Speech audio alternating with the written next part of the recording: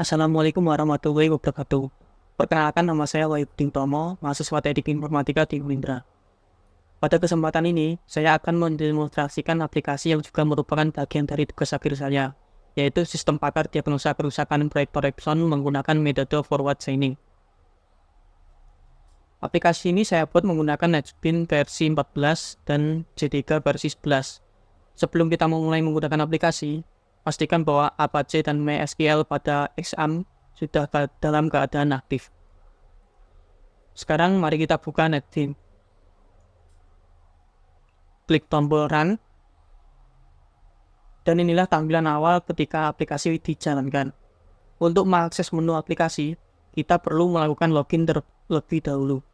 Terdapat dua tipe pengguna dalam aplikasi ini. Yang pertama adalah admin yang memiliki akses penuh untuk mengelola knowledge base, mencetak laporan, dan melakukan diagnosa. Kemudian ada user yang hanya dapat melihat knowledge base, mencetak laporan, dan melakukan diagnosa. Baik, mari kita langsung login. Setelah berhasil login, kita akan diarahkan ke halaman beranda. Di halaman ini terdapat tombol-tombol untuk membuka menu lainnya, seperti menu diagnosa, daftar kerusakan, daftar gejala, rule, dan juga upload. Di halaman ini juga terdapat tombol logout untuk keluar dari aplikasi. Selanjutnya, mari kita buka menu daftar kerusakan. Di sebelah kiri terdapat beberapa kolom yang dapat kita isi, seperti kode kerusakan, nama kerusakan, dan deskripsi. Setelah mengisi data tersebut, kita bisa klik tombol simpan untuk menambahkannya ke dalam tabel dan juga database. Untuk mengedit data, cukup klik atau pilih data yang ingin diedit pada tabel. Kemudian sesuaikan kembali data yang ingin diubah pada kolom sebelah kiri tabel. Setelah selesai, klik tombol simpan untuk memperbarui data. Jika ingin menghapus data, klik data yang ingin dihapus pada tabel, lalu klik tombol hapus. Dengan itu, data akan terhapus dari tabel dan juga database. Selain itu, kita juga dapat mencetak daftar kerusakan dalam format PDF. Caranya adalah klik tombol cetak PDF, lalu akan muncul pop-up untuk memilih direktori dan nama file PDF-nya. Kita tinggal mengisi informasi tersebut dan PDF akan tersimpan dalam folder yang telah kita tentukan sebelumnya. Dan inilah tampilan output PDF dari daftar kerusakan.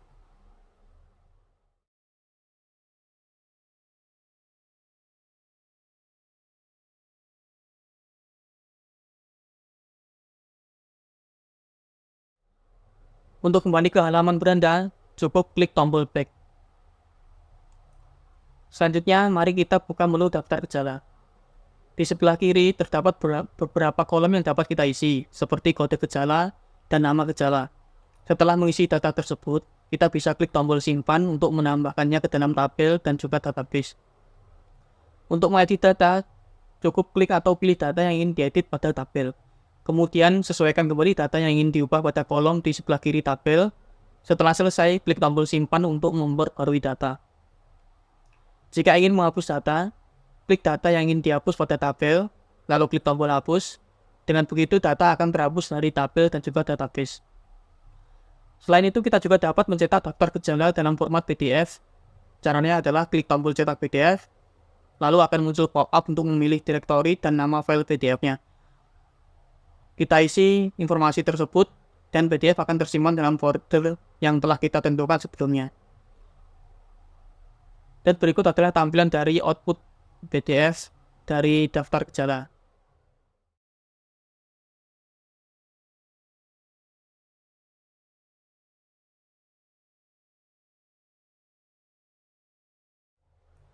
Untuk kembali ke halaman beranda, cukup klik tombol back.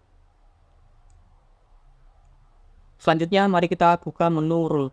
Pada halaman ini terdapat dua tabel, di mana tabel sebelah kiri berisi daftar gejala yang sama seperti pada halaman daftar gejala, sedangkan tabel sebelah kanan merupakan gejala yang terkait dengan kerusakan atau gejala yang ada pada kaidah produksi. Untuk mengedit data rule, pertama-tama kita harus memilih kode kerusakan pada combo box yang tersedia pada sebelah kiri atas. Setelah dipilih, kolom nama kerusakan akan terisi otomatis sesuai dengan kode kerusakan yang telah dipilih sebelumnya. Selanjutnya, untuk menambahkan daftar gejala ke dalam kode kerusakan yang telah dipilih, kita bisa klik data gejala pada tabel sebelah kiri, lalu klik tombol panah ke kanan. Dengan demikian, data gejala akan ditampilkan di tabel sebelah kanan. Lalu untuk menyimpan ke dalam database, kita dapat klik tombol simpan. Jika ingin menghapus data gejala dari kode kerusakan yang telah dipilih, atau menghapus kode gejala yang ada di tabel sebelah kanan, kita bisa klik data yang ingin dihapus, lalu klik tombol panah kiri. Dengan begitu, data gejala akan dihapus dari tabel sebelah kanan. Dan untuk menyimpan perubahan tersebut ke dalam database, kita cukup klik tombol simpan. Selain itu, kita juga dapat mencetak data rule dalam format PDF. Caranya adalah klik tombol cetak PDF, lalu akan muncul pop-up untuk meminta kita memilih direktori dan memberikan nama file PDF-nya. Isi informasi tersebut sesuai keinginan dan PDF akan tersimpan dalam folder yang telah ditentukan sebelumnya. Berikut adalah tampilan dari output PDF rule.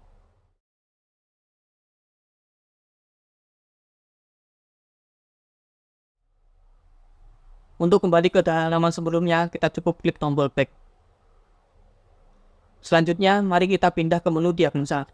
Pada halaman ini, terdapat suatu tabel yang menampilkan pertanyaan-pertanyaan untuk proses diagnosa.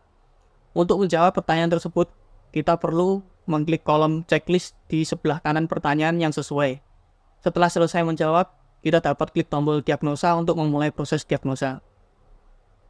Selanjutnya, aplikasi akan memproses diagnosa menggunakan metode forward chaining. Jika proses diagnosa tidak berhasil, maka akan muncul pesan yang menyatakan bahwa kerusakan tidak diketahui. Namun, jika proses diagnosa berhasil, kita akan diarahkan ke halaman hasil diagnosa. Pada halaman hasil diagnosa, terdapat informasi tentang hasil diagnosa dari aplikasi. Jika kita ingin mencetak hasil diagnosa ini, kita dapat mengklik tombol cetak PDF, lalu akan muncul pop-up yang meminta kita untuk memilih direktori dan memberikan nama file PDF-nya. Isilah informasi tersebut sesuai keinginan, dan PDF akan tersimpan dalam folder yang telah kita tentukan sebelumnya. Berikut adalah tampilan dari output PDF hasil diagnosa.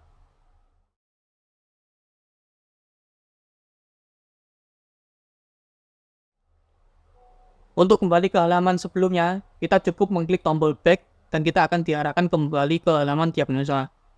Dan untuk kembali ke halaman beranda, kita dapat mengklik tombol back sekali lagi, maka kita akan diarahkan ke halaman beranda. Terakhir, kita akan melihat menu upload. Pada halaman ini, kita akan menemukan informasi tentang aplikasi ini dan profil singkat tentang pembuat aplikasi, yaitu saya sendiri.